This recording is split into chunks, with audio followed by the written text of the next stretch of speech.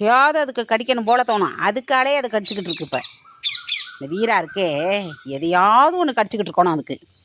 உன் காலை கடிக்கிறியே உனக்கு வலிக்கலையே, உன் காலை கடிக்கிறியே உனக்கு வலிக்கலையா, ஏன் ஒன்றும் கடிக்க கிடைக்கலையே.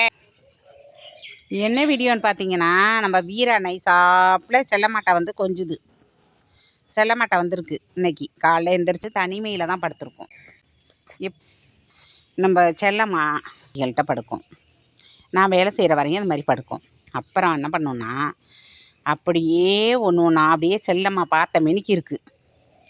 என்னடா செய்வோம் அப்படின்னு அது என்னமோ தின்னுக்கிட்டு இருக்கே ஆசைப்பட்டுக்கிட்டுன்னு பார்க்குது இப்போ அந்த வீரா. எந்த வீட்லையாவது இப்படி ஆட்டுக்குட்டியும் மாடும் நாய்க்குட்டியும் இப்படி இருக்குமாங்க? எங்கள் வீட்டில் அவ்வளோ ஒத்துமையாக இருக்குங்க. பாருங்கள் எப்படி பக்குவமாக படுத்துருக்குன்னு. பிடிச்சா லைக் கொடுங்க. பாய்.